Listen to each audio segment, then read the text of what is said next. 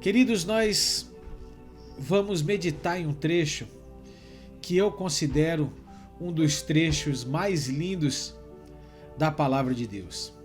Surpreendentemente, mais de 700 anos de Jesus, o profeta Isaías escreveu esse trecho como se ele já tivesse vivido, porque a maior parte desse texto foi escrito no passado.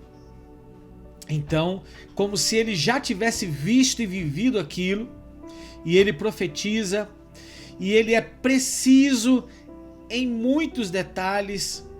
Então, quando a gente lê Isaías 53 e a gente acompanha e a gente junta a história de Jesus, a gente pega a história da crucificação, do martírio de Jesus, do martírio não porque ele não foi um mártir, né?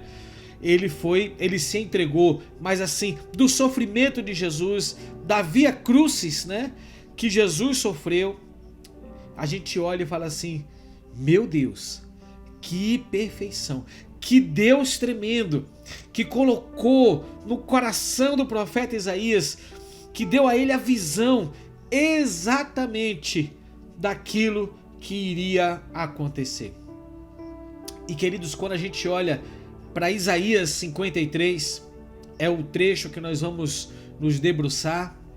Quando a gente olha para essa passagem de Isaías 53, nós podemos ver uma coisa nítida, uma coisa clara, uma coisa estampada, uma coisa cravada em todas as palavras, em todo este acontecimento, uma coisa chamada amor.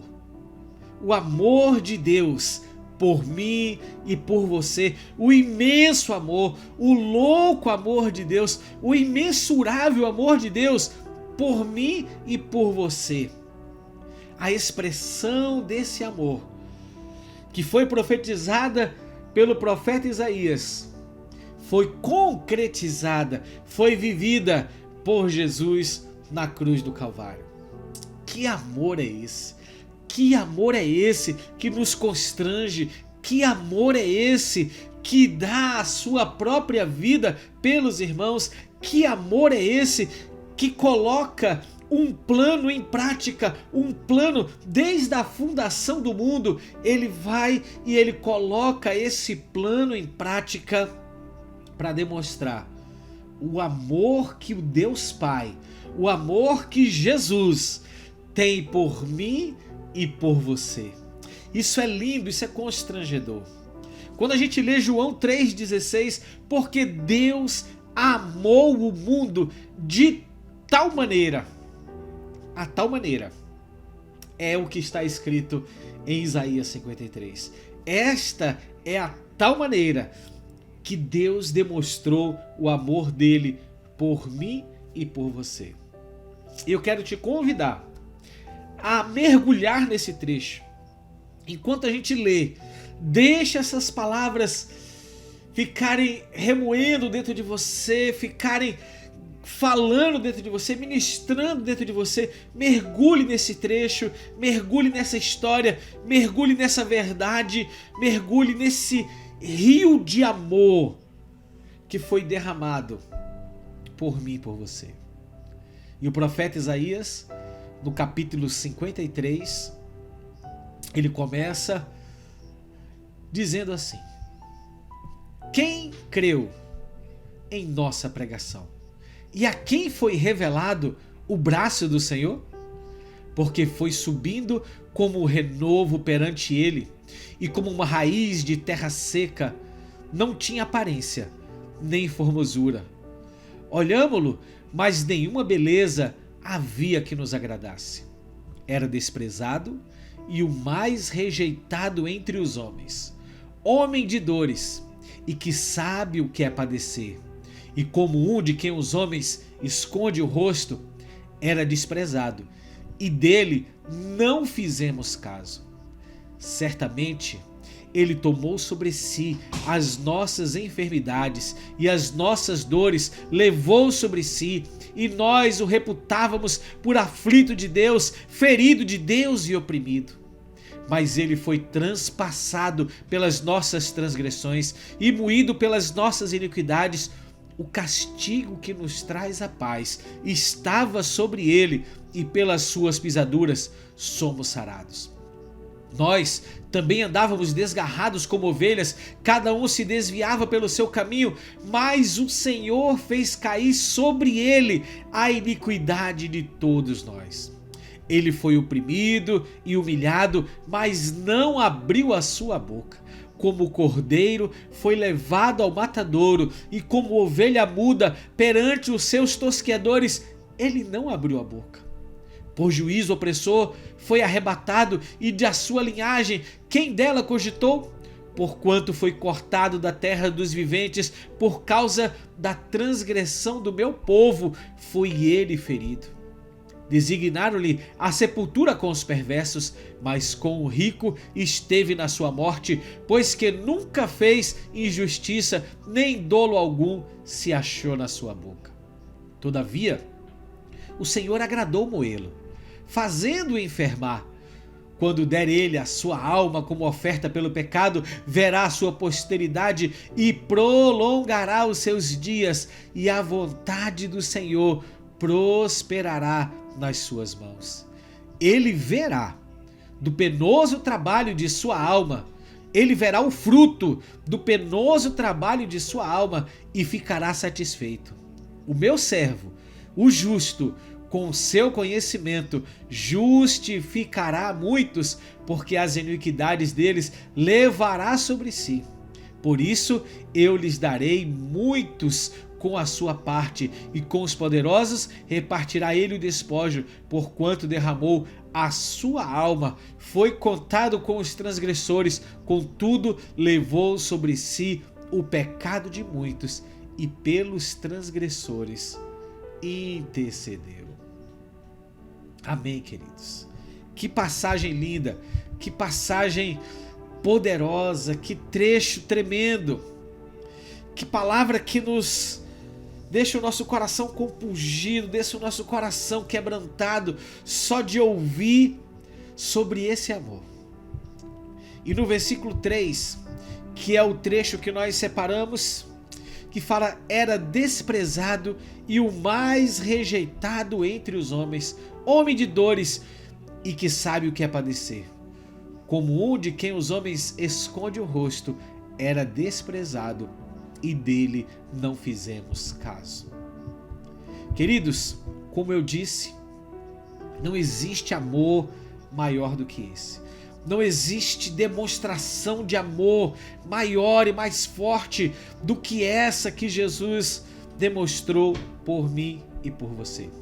E hoje nós separamos esse tempo para juntos estarmos aqui consagrando ao Senhor, dizendo não ao alimento, dizendo não à nossa necessidade física, a nossa necessidade carnal, e colocando a nossa vida diante do Senhor, dispostos a compreender o que é viver no reino de Deus. E Jesus nos dá uma aula do que ele viveu nos momentos finais da sua vida aqui na terra, da sua caminhada aqui na terra. E com certeza nós podemos fazer muitas perguntas inerentes a esse texto. Por que Jesus foi para a cruz? Quem matou Jesus? E qual foi o resultado da sua morte? Se nós fizermos essas perguntas simples, por quê, quem e qual o resultado, nós vamos descobrir a imensidão do amor de Deus, do amor de Jesus por mim e por você. Jesus, ele foi para a cruz para cumprir um propósito estabelecido desde a fundação do mundo. Quando o mundo foi criado, a cruz já existia. O projeto da cruz já existia. Não existe nada que possa pegar Deus de surpresa. Não existe nada que a gente possa fazer, que o homem possa fazer, que venha surpreender a Deus, que venha dizer assim, e agora? Vamos ter que criar um outro plano, porque aconteceu isso e aquilo outro. Não. No momento da criação do mundo, Deus já conhecia o que o homem iria fazer, o que iria acontecer com Adão e Eva, o que iria acontecer com a humanidade, o que iria acontecer com o seu povo, o povo escolhido pela qual ele chamou de o povo de Deus. E ele já sabia da cruz. E ali no Jardim do Éden começou o projeto de restauração do homem. Mesmo antes de Deus formar o homem, já existia um projeto de restauração. Porque o meu pecado, o seu pecado, os nossos pecados nos separam de Deus. E foi isso que aconteceu. Deus formou o homem para que o homem tivesse intimidade, para que o homem tivesse comunhão, para que o homem andasse na presença de Deus, para que o homem caminhasse na dependência e na presença de Deus. Mas ali no Jardim do Éden, uma figura apareceu e essa figura já tinha sido expulsa do céu, porque encontrou no coração dessa figura orgulho a tal ponto dele querer ser igual a Deus, dele querer ser adorado igual a Deus. Então, Lúcifer, o anjo criado por Deus, encheu seu coração de orgulho, encheu seu coração de vaidade e desejou ser igual a Deus. Por isso ele foi expulso do céu. Ele e um terço dos anjos que também o seguiram. E ele aqui agora na terra, ele quer colocar essa semente no coração do homem, no coração da criação de Deus, no coração da perfeição da criação de Deus, que era o homem, porque quando Deus forma o homem, ele diz, e viu Deus que era muito bom. Então agora Lúcifer vem e quer plantar o pecado no coração do homem. E pergunta para a mulher, pergunta para Eva, quer dizer que você não pode comer de nenhum dos frutos que está no jardim? Porque foi isso que Deus lhe disse? Não, Eva disse não. Dos frutos que estão no jardim, nós podemos comer. Mas do fruto da árvore, do conhecimento do bem e do mal, esse nós não podemos comer nem tocar. Então Lúcifer fala para ela, é claro, porque no dia que você comer, você vai se tornar igual a Deus. Este era o desejo de Lúcifer, ser adorado como Deus. Chegar no patamar da adoração, dos anjos se curvarem diante dele e prestarem adoração. E ele coloca esse desejo no coração do homem. O dia que você comer desse fruto, você vai se tornar igual a Deus. E a Bíblia diz que Eva olhou para aquele fruto e era um fruto muito desejoso. O pecado é assim.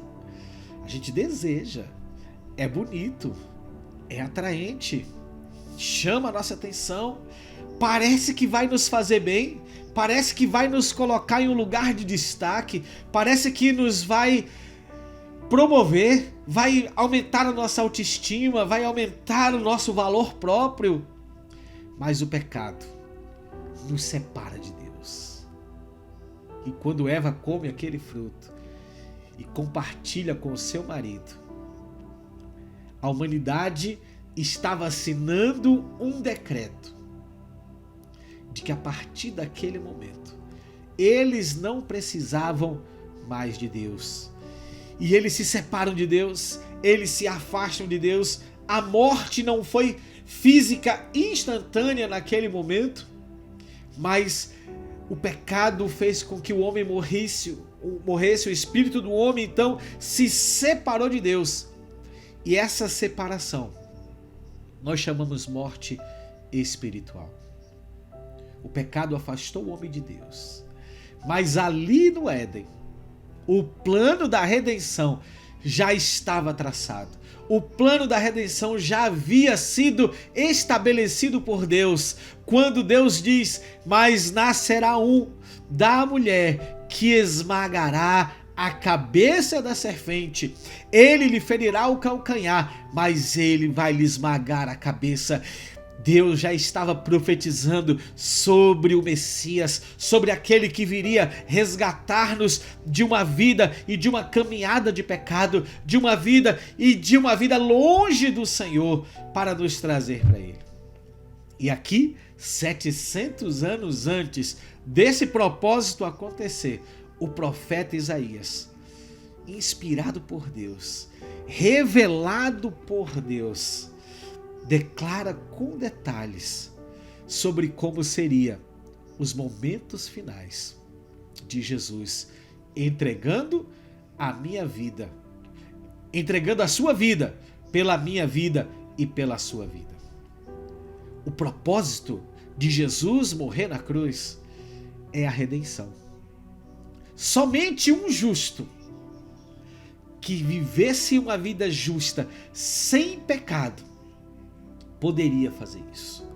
Vocês lembram do cordeiro? O cordeiro tinha que ser limpo, não podia ter manchas, não podia ter defeitos. E esse cordeiro era apresentado como substituto temporário e aquele sangue derramado. Mas o Cordeiro de Deus, que tira o pecado do mundo, entregou a sua vida por mim e por você. Homem de dores que sabe o que é sofrer. Jesus, ele conheceu o que era desprezo, ele conheceu o que era sofrimento, Jesus conheceu o que era rejeição. Talvez você esteja vivendo momentos de rejeição, talvez você esteja vivendo momentos de desprezo, talvez você esteja vivendo momentos de dores. Jesus sabia o que era isso, e ele sabia o que era padecer. Jesus foi humilhado, mas ele, como nós lemos aqui, não abriu a sua boca, entregou a sua vida, intercedeu por mim e por você. Nosso tempo já está acabando e eu vou ficar apenas no propósito. Qual foi o propósito deste homem de dores entregar a sua vida? Primeiro, porque ele me amou. Primeiro, porque ele te amou. E alguém tinha que pagar a culpa pelos nossos pecados. A palavra de Deus diz: a alma que pecar, esta morrerá. A palavra de Deus diz: o salário do pecado é a morte. Então alguém tinha que receber esse salário. Alguém tinha que receber a punição pelo pecado. E a punição era minha, a punição era sua, pelo meu pecado, pelo seu pecado. Mas Jesus disse: eu vou pagar esse preço. Eu vou morrer pela humanidade. Eu vou morrer pelo pecado de todos. Eu vou morrer pelo pecado de Eduardo. Eu vou morrer pelo pecado de Carita. Eu vou morrer pelo pecado de Cal. Eu vou morrer pelo pecado de Irmã Dalva. Eu vou morrer pelo pecado de Alcilene. Eu vou morrer pelo pecado de Vicky. Eu vou morrer pelo pecado de Cristina. Eu vou morrer pelo pecado de Silvana. Eu vou morrer pelo pecado de Alex. Eu vou morrer pelo pecado de Edna. Eu vou morrer pelo pecado de todos aqueles que pecaram durante toda a sua vida. Foi uma decisão dele. Foi um projeto dele. E ele cumpriu esse projeto até o fim.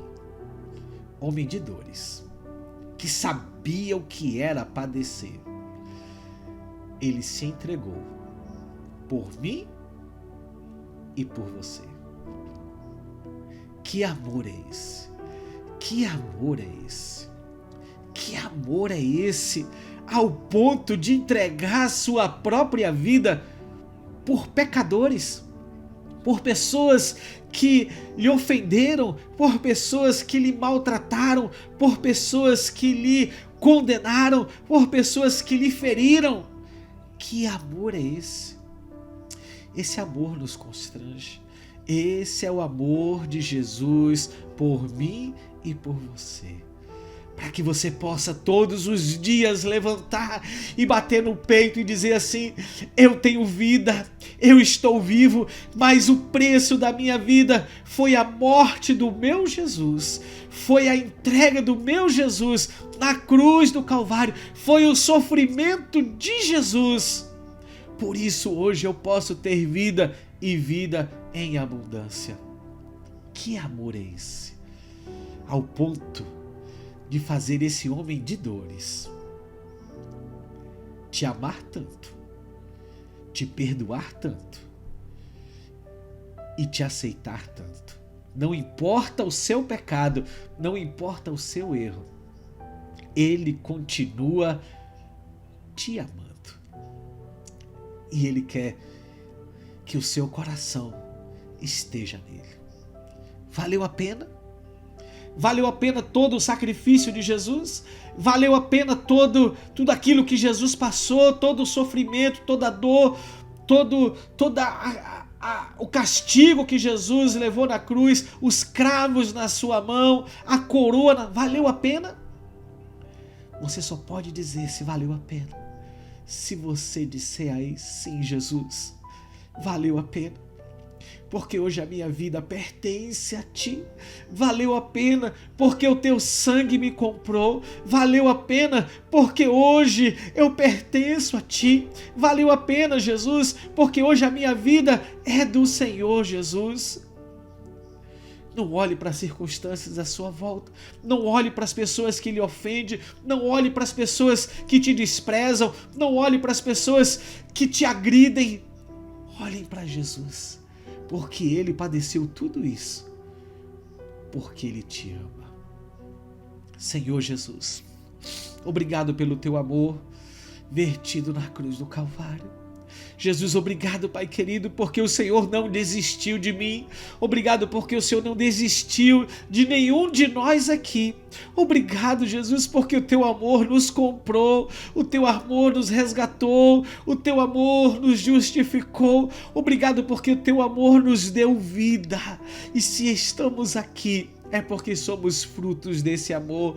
Sim, Jesus, valeu a pena. Sim, Jesus, valeu a pena. Hoje eu tenho vida e vida é abundante porque o Senhor se entregou por mim. Sim, Jesus, valeu a pena. E eu vou fazer com que todos saibam que esse sacrifício valeu a pena também na vida de todas as pessoas. Sim, Jesus, valeu a pena. E eu sou grato a Ti, Senhor. E nesse propósito que estamos inclinados diante de Ti, que possamos Te conhecer mais, que possamos valorizar mais este amor e esse sacrifício, que possamos nos entregar mais a uma realidade e a uma caminhada, Pai querido, que verdadeiramente a gente diga: valeu a pena, Jesus, porque hoje a minha vida pertence ao Senhor. Obrigado, Jesus, e abençoe a vida dos meus irmãos, em nome de Jesus. Amém e glória a Deus.